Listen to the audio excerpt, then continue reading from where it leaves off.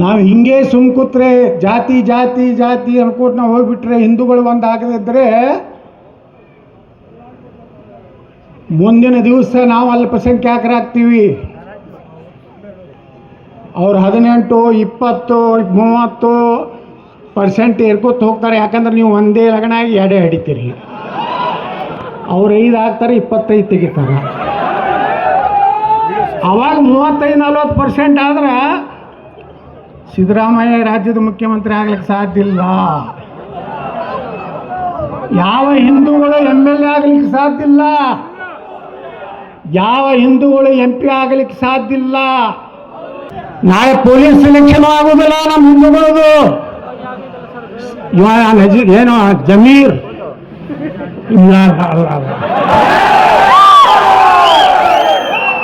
PSI training 500 ಮಂದಿಗೆ training ಕೊಡ್ಲಕತ್ತಾನೆ. 1000 ಮಂದಿ police training ಕೊಡ್ತಾ ಇದ್ದಾರೆ ಅಲ್ಪಸಂಖ್ಯಾತ ಇಲಾಖೆಯಿಂದ. ದಲಿತರಿಗೆ ಹಿಂದುಳಿದವರಿಗೆಲ್ಲ ಟ್ರೈನಿಂಗ್ ಅದು ಕೊಟ್ಟಾರೇನ್ರಿ ಸರ್ಕಾರ? ಇವತ್ತು CM ಯಾರು ಜಮೀರ್ ಅಹಮದ್ ಖಾನ್ ಅವ ನೋಡಿ ಎಷ್ಟು ಸ್ಪಿರಿಟ್ ಐತವ್ರು. ಹಿಂದುಳಿದವರು ದಲಿತರು ನಿಮ್ಗೆ ಓಟ್ ಹಾಕೇ ಇಲ್ಲ, ಬರೀ ಸಾಬ್ರ ರಟ್ಟೆ ಹಾಕ್ಯಾರ. ನಾ ಕೇಳ್ದೆ ಒಮ್ಮೆ, ಬರೀ ಟಿಪ್ಪು ಸುಲ್ತಾನ್ ಹೊಗಳ್ತಿರಲ್ರಿ ಅಂದ.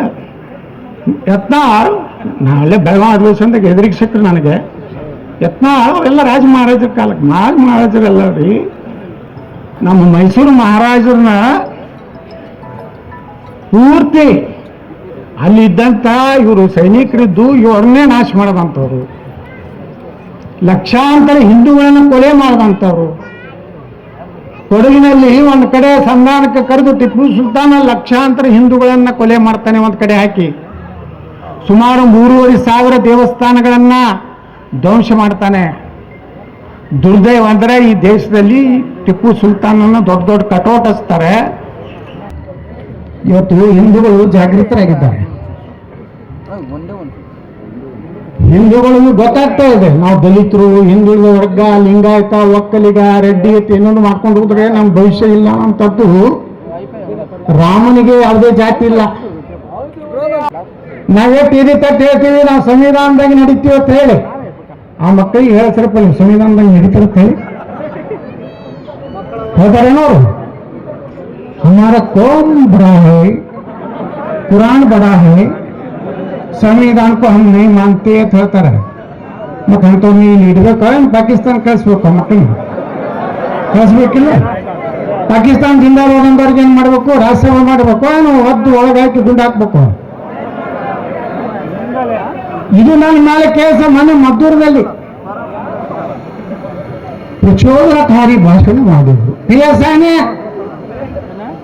ಸ್ವಯಂ ಪ್ರೇರಿತ ಕೇಸ್ ಮಾಡಿ ನೀವು ಎಷ್ಟು ಮಾಡ್ತೀನಿ. ಯಾಕೋ 89 87 ನಿಮಿಷ ಏನಿಲ್ಲ. ನಾನು ಹೇಳಿನ ಅವ್ರಿಗೆ ಪೊಲೀಸರಿಗೆ 150 ಕೇಸ್ ಹಾಕ್ರಿ, 150 MLA ಹಾರಿಸಿ ಬರ್ತಾರೆ. ಯಾರು ಕೇಸ್ ಹಾಕಿರ್ತಾರಲ್ಲ ಅವ್ರ ಕಡೆಯಿಂದ ಪಾಕಿಸ್ತಾನ ಜಿಂದಾಬಾದ್ ಅಂದವ್ರಿಗೆ ಯಾವ್ದಾರ ಮಸೂತಿ ಮುಂದೆ ರಾಮನವಮಿ ಗಣಪತಿ ಹೋಗಾಗ ಕಲ್ಲು ಹೋಗದ್ರಿ, ಮೊದಲೇ ಕರ್ನಾಟಕ ಮುಖ್ಯಮಂತ್ರಿ ಮೊದಲೇ ಎಲ್ಲ ಸರ್ವೆ ಮಾಡಿರ್ತೀನಿ ಎಷ್ಟು ಇಲ್ಲಿಗಲ್ ಮಸೀದಿಗಳು ಇದ್ದೇ ರಾಜ್ಯದಾಗ ಅದಾವನು. ಮೊನ್ನೆ ಬಾಗಲಕೋಟೆಯಲ್ಲಿ ಛತ್ರಪತಿ ಶಿವಾಜಿ ಮಹಾರಾಜರ ಜಯಂತಿ ಕಾರ್ಯಕ್ರಮದ ಮೇಲೆ ಚಪ್ಪಲು ಕಲ್ಲು ಹೋಗಿದ್ದಾರೆ. ಪೊಲೀಸರು ಏನಾಗ್ಬಿಟ್ಟಾರಂದ್ರೆ ಅವ್ರದೊಂದು ಕೆಲಸ ಏನಂದ್ರೆ ಒಂದು ಹಿಂದೂ ಮುಸ್ಲಿಂ ಆಯ್ತು ಅಂದ್ರೆ ಆ ಕಡೆ ಒಂದು 100 ಮಂದಿನ ಈ ಕಡೆ 100 ಕೇಸ್ ಹಾಕೋದು ಮುಗೀತು. ನಾ ಬಂದ್ಮ್ಯಾಗ ಹಂಗೆ ನಡೀದಿಲ್ಲ. ಮಸೂದಿ ಕಲ್ಲು ಹೋಗೋದ್ರ ಅಟ್ಟೆ ಒದ್ದು ಹಾಕೋದು. ನಾ ಹೇಳಿದ ಮೊನ್ನೆ ಬಾಗಲಕೋಟೆಗೆ ಹೋದಾಗ SP ಅವ್ರು ಬಂದರು. ಅರ್ಧ ರಸ್ತೆಯಲ್ಲಿ ಸರ್ ಹಿಂಗಿದೆ ಆಯ್ತು, ಹಿಂದೂಗಳನ್ನ ಯಾಕೆ ಹಿಡಿಲಕತ್ತೀರಿ ಅಂತ ಕೇಳ್ದ. ಕಲ್ಲು ಹೋಗೋದವ್ರು ಯಾರು? ಅವ್ರು ಸರ್. ಬಟ್ ಹಿಂದೂಗಳದಿಂದ ತಪ್ಪೈತ್ರಿ. ಇಲ್ಲ ಸರ್, ಮ್ಯಾಗಿಂದ ಪ್ರೆಷರ್. ಇಲ್ಲಿ ಪ್ರೆಷರ್ ಮಾಡೋರು ರಾಜ್ಯದ ಗೃಹ ಮಂತ್ರಿ ಅದ. ಬಾಗಲಕೋಟೆಯಲ್ಲಿ ಗಲಾಟೆ ಆಗಿದೆ ಅಂತ ಪತ್ರಕರ್ತರು ಕೇಳಿದ್ರೆ ಗೊತ್ತಿಲ್ಲ. ಬೆಂಗಳೂರಿನಲ್ಲಿ ಏನೋ ಗಲಾಟೆ ಆಗಿದೆ ಗೊತ್ತಿಲ್ಲ, ತಿಳ್ಕೊಂಡು ಹೇಳ್ತೇನೆ. ಅವ್ರು ಗೊತ್ತಿಲ್ಲದ ಗೃಹ ಮಂತ್ರಿಗಳು ಅಂತ ಹೇಳಿ ಅವ್ರಿಗೇನು ಗೊತ್ತಿರೋದಿಲ್ಲ ಪಾಪ ಅವ್ರಿಗೆ. ಈ ರೀತಿ ರಾಜ್ಯದಲ್ಲಿ ನಡೆಯುವಂತ ಹಿಂದೂಗಳ ಮೇಲೆ ದೌರ್ಜನ್ಯ ದಬ್ಬಾಳಿಕೆ ನೋಡ್ರಿ. ಪ್ರಮೋದ್ ಮುತಾಲಿಕ್ರು ಏನವ್ರ ಪಾಕಿಸ್ತಾನಕ್ಕೂ ಹೋಗ್ತಿದ್ರ, ಅವ್ರನ್ನ ನೀವು ಬ್ಯಾನ್ ಮಾಡ್ತೀರಿ, ಅವ್ರನ್ನ ನೀವು ಬರ್ಲಾರ್ದಂಗೆ ನೋಟಿಸ್ ಕೊಡ್ತೀರಿ. ಎಡ್ ಯೂಸ್ ಮಾಡೋರು 2028ರಿಂದ ಏನು ಮಾಡೋದಿರಿ?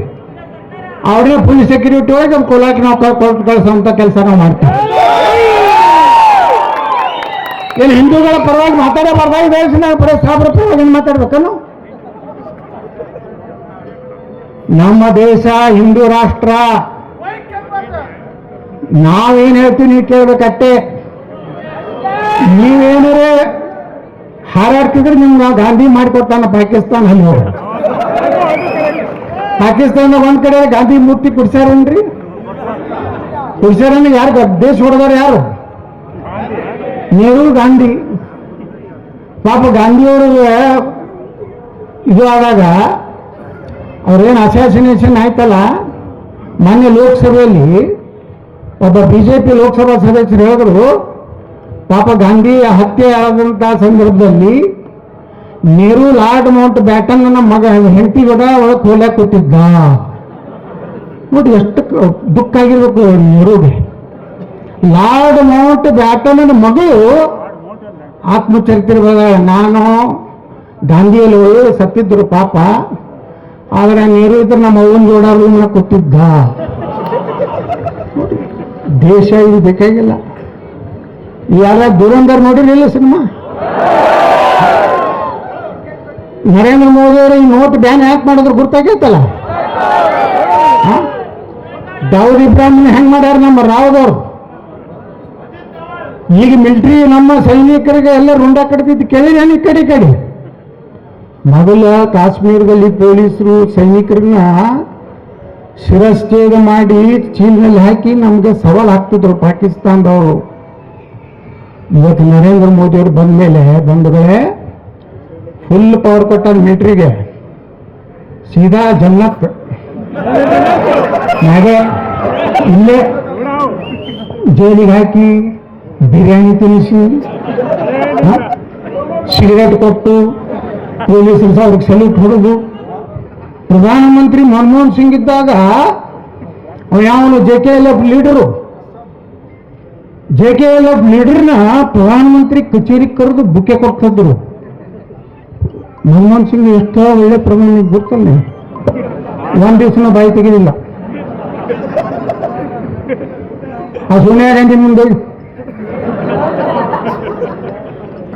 ಯಾವ ದೇಶದ್ದು ಏನು, ಈ ದೇಶದ ಪ್ರಧಾನಮಂತ್ರಿಗೆ ಹೆಂಗ್ ಗೌರವ ಇರ್ಬೇಕು. ಇವತ್ತು ನೋಡ್ರಿ ನರೇಂದ್ರ ಮೋದಿ ಅವರು ಅದಾರಂದ್ರೆ ಇರಾನದ ಏನಾಗಿ ಹೇಳಿದ್ರಲ್ಲ ನಮ್ಮ ನೇತಾನವರು, ಈ ಭಾರತಕ್ಕೆ छोड़ ಅಮೆರಿಕ ಪಕಡೋ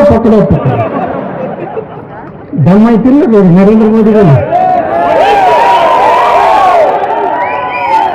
ಯೋಗಿ ಆದಿತ್ಯನಾಥ್ ಇವತ್ತು ಉತ್ತರ ಪ್ರದೇಶದಾಗ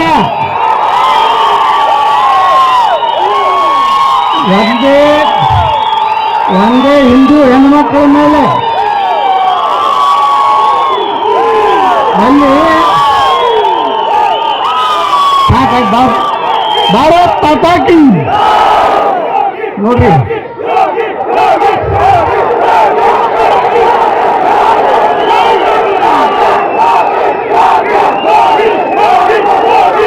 ದೇಶಕ್ಕೆ ಮೋದಿ ನಂತರ ಯಾರು?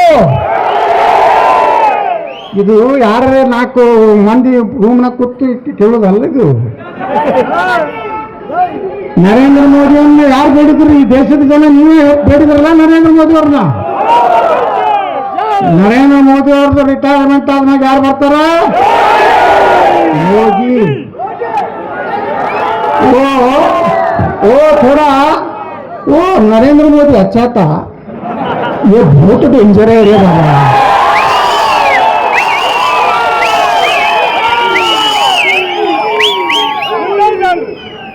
ನಡೀಲಿಲ್ಲ ಇನ್ನು ಮ್ಯಾಗ ನಾವೆಲ್ಲರೇ ಬರೀ ಒಂದು ಕೇಸ್ ಹಾಕುದು FIR ಮಾಡೋದು ಅವರೊಂದು 50 ಇಲ್ಲ ಇನ್ನು ಮ್ಯಾಗ ಬಂದದು 2028ರಿಂದ ನೋ FIR ಓನ್ಲಿ ಜನ್ನತ್. ಅದು ಹೇಳ್ತ ಅವ್ರ ಧರ್ಮ ಏನು ಹೇಳ್ತತ್ತ, ಒಬ್ಬ ಹಿಂದೂವನ್ನ, ಒಬ್ಬ ಕ್ರಿಶ್ಚಿಯನ್ನ, ಒಬ್ಬ ಜೈನನನ್ನ, ಒಬ್ಬ ಸಿಖ್ನನ್ನ ಕೊಂದ್ರೆ, ನಾನ್ ಮುಸ್ಲಿಮಿನ ಕೊಂದ್ರೆ ಅವನಿಗೆ ಜನ್ನತ್ ಸಿಕ್ಕೋದು. ಜನ್ನತ್ ಅಂದ್ರೆ ಸ್ವರ್ಗ. ಅಲ್ಲಿ ಏನಾದ್ರು ಗುರ್ತತೆ ನಿಮ್ಗೆ 77 ಸುಂದರ ಕನ್ಯೆಯರು. ಅವ್ರ ಹೈಟ್ ಇರ್ತದೆ ಅದು ಗುರ್ತತೆ ನಿಮ್ಗೆ 32 ಫೀಟ್. ಹಿಂಗೆ ಹೋಗ್ಬೇಕು ನಾವು ಹೋಗಿ ಬಿಟ್ಕೊಂಡು ಹಿಂಗೆ ನದಿಯಲ್ಲಿ ಈಗ ಕೈ ಹಾಕ್ಬಿಟ್ರೆ ಸ್ಕ್ವಾಚ್, ಅವ್ರ ಬಾಯಾನ ಉಗುರ ಹಾಕ್ಬಿಟ್ರೆ ಪಾಯಸ. ಇದು ಹೇಳ್ತಾರವ್ರು ಅವ್ರ ಧರ್ಮದಾಗ ಬರ್ದದ. ಅದಕ್ಕೆ ಯೋಗಿಯರು ಏನ್ ಮಾಡಿದ್ರಂದ್ರ ಅಲ್ಲೇನೇ ದಾಂಧಿ ಮಾಡಿದ್ರೆ ಸೀದಾ ಜನ್ನತ್ಗೆ ಕಳಿಸ್ತಾರೆ. ಆ ಇರಾನಿಯದವ್ರನ್ನ ಹೊಡೆದ್ರಲ್ಲ ಮೊನ್ನೆ, ಏನ್ ಹೆಸರು ಕೊಮೈನಿ, ಇಲ್ಲಿ ಬಹುಶಃ ಇವ್ರು ಅವಪ್ಪ ಸತ್ತಾಗಿರ ಹತ್ತರಿಲ್ಲ ಹತ್ರ ನನ್ನ ಮಕ್ಕಳು. ಆ ಕೊಮೈನಿ ನೀವು ಕೊತ್ತಾಡ ಹಾಕಿಸದಾನ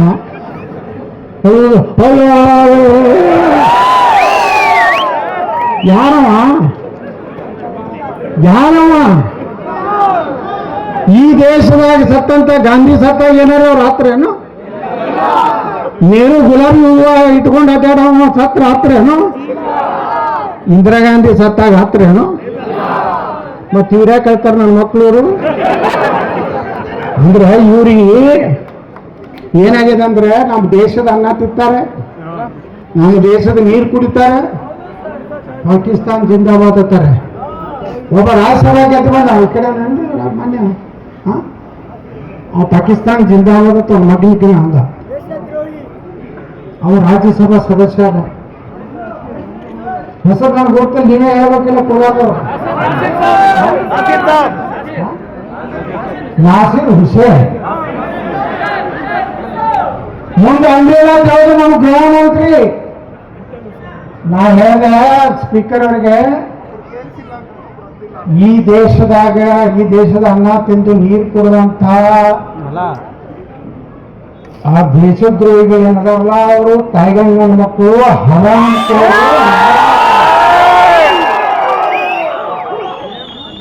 ಇದಕ್ಕೆ ಕೇಸ್ ಹಾಕ್ಲಕ್ ಬರೋದಿಲ್ಲ ಪೊಲೀಸರು. ಯಾಕಂದ್ರೆ ವಿಧಾನಸಭಾದಾಗ ಹೇಳಿಲ್ಲ, ವಿಧಾನಸಭಾದಾಗ ಏನ್ ಮಾತಾಡಿರ್ತಾರೆ ಅದನ್ನ ಕೇಸ್ ಆಗೋದಿಲ್ಲ. ಯಾಕಂದ್ರೆ ಅವ್ರು ಸ್ವಲ್ಪ ಸೆಕ್ಷನ್ಗಳು ಹೇಳ್ಬೇಕು. ಯಾಕಂದ್ರೆ ಈ ಜೊತೆಗೆ ಅವ್ರು ಬಂದಿರ್ತೈತೆ ಉಸ್ತುವಾರಿ ಮಂತ್ರಿ ಮಾತಾಡಿದ್ರು, ಮಲೇಶ್ ಅವರು ಬಹಳ ಸಾಫ್ಟ್ ಆಗಿ ಮಾತಾಡಿದ್ರು. ಮನೀಶ್ ಅವ್ರ ಜೋರಿದೆ, ಯತ್ನಾಳ್ ಅತಿ ಆಯ್ತು.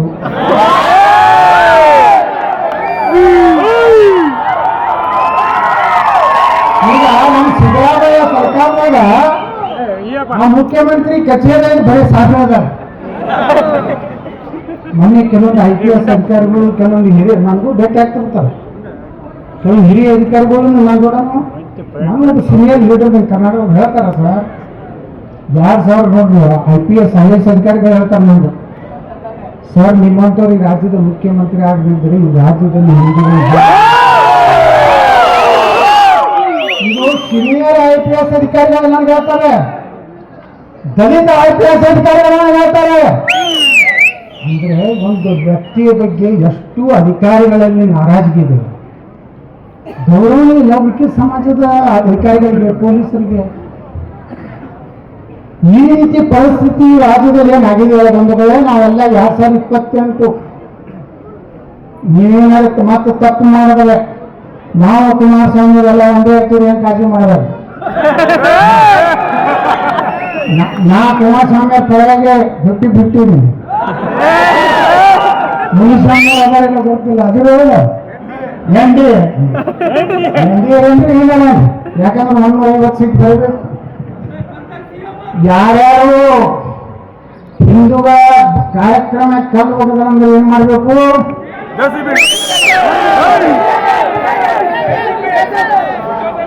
ಯುಪಿ ಸರ್ಕಾರ ನಿಮ್ಗೆ ಬೇಕಾಗಿತ್ತು ಕರ್ನಾಟಕದಲ್ಲಿ. ಆಸಾಮದ ಹೇಮಂತ್ ಬಿಸ್ವಾ ಸರ್ಕಾರ ಮಾತ್ರ ಬೇಕಾಗಿದ್ದಿಲ್ಲ. ಮೊನ್ನೆ ಮಹಾರಾಷ್ಟ್ರದಲ್ಲಿ ಮುಸ್ಲಿಂ ಮೀಸಲಾತಿ ತೆಗೆದು ಹೋಗಿದ್ರು. ಹಾಗೆ ನಾವು ಕರ್ನಾಟಕದಲ್ಲಿ ಮುಸ್ಲಿಂ ಮೀಸಲಾತಿ ತೆಗೆದು ದಲಿತರಿಗೆ ಹಿಂದೂ ಎಲ್ಲ ಬ್ಯಾಂಕ್ ಕೊಟ್ಬಿಡ್ತೇವೆ. ಆಯ್ತು ಅದೇ ಪಾಪ ರೈಟ್ ವರ್ಗ ಕಡಿಮೆ ಇದೆ, ಲೆಫ್ಟ್ ವರ್ಗ ಕಡಿಮೆ ಇದೆ, ಎಲ್ಲರೂ ಒಂದೊಂದು ಅರ್ಧ ಹೆಚ್ಚು ಕೊಟ್ಬಿಟ್ಟು ಎಲ್ಲ ಸಂವಿಧಾನ ಆಗ್ತಾರೆ.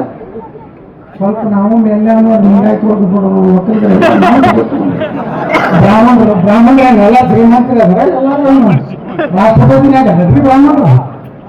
ಅದಕ್ಕೆ ಬಂಧುಗಳೇ ಜಾತಿ ನೋಡ್ಬೇಡ್ರಿ. ಕರ್ನಾಟಕದಲ್ಲಿ ನಾ ಕೋಲಾರ 4 ಸಲ ಹೆಜ್ಜೆ ಇಟ್ಟಿವಿ. ಹಿಂದೆ ನಾ ರೈಲ್ವೆ ಮಂತ್ರಿ ಇದ್ದಾಗ ಬಂದಿದ್ದೆ.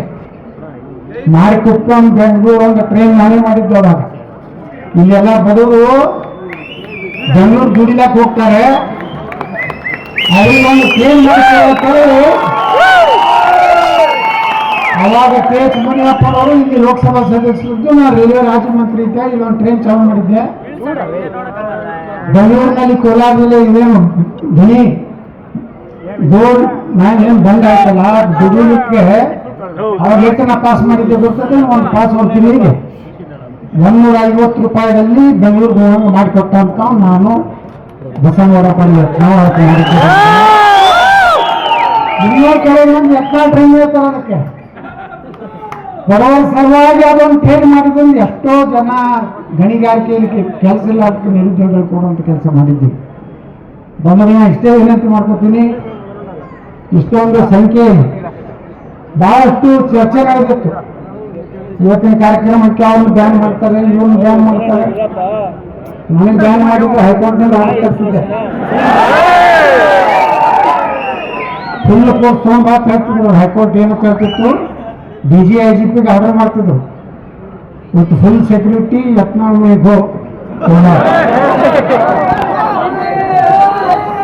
ಅದಕ್ಕೆ ನಾನು ಬಿಟ್ಟು ಪಾಲನ್ ಹಿಡ್ಕೊಂಡ್ಬಿಟ್ರು. ಹಿಡ್ಕೊಂಡ್ಬಿಟ್ರಿ ನಮ್ಮ 28 ಏನು ಕಾಳಜಿ ಮಾಡ್ಬೇಡ್ರಿ. 28ಕ್ಕೆ ಇದೇ ಪೊಲೀಸ್ ಸರ್ಕಾರದಿಂದ ಅವ್ನು ಒದಿಸ್ಲಾಕ್ ಚಾಲು ಮಾಡ್ತೀನಿ. ಅದಕ್ಕೆ ನಿಮ್ಮ ಮುಂದೆ ನಿಮ್ಗೆ ಯಾರ್ಯಾರು ಇವತ್ತೇನು ಪಾಕಿಸ್ತಾನದಿಂದ ಎಲ್ಲ ಬರ್ದಿಟ್ರಿ. ನೀವು ಯಾರ್ಯಾರು ಪಾಕಿಸ್ತಾನಕ್ಕೂ ಜೆಂಡಾ ಹಾಕ್ಸಾರ, ಪಾಕಿಸ್ತಾನ ಪರವಾಗಿ ಮಾಡಲಾರ, ನಮ್ಮ ರಾಮ ಗಣಪತಿ ಕಲ್ಲು ಹೋಗೋದ್ರೆ ಎಲ್ಲ ಬರ್ದಿಟ್ರಿ. 28ಕ್ಕೆ ಆಕ್ಷನ್ ಸ್ಟಾರ್ಟ್. ನೀವೆಲ್ಲ ರೆಡಿ ಇದ್ದೀರಾ? ಮುಂದಿನ ಸರ್ಕಾರ ಹಿಂದೂ ಸರ್ಕಾರ ತರಲಿಕ್ಕೆ ರೆಡಿ ಇದ್ದೀರಾ?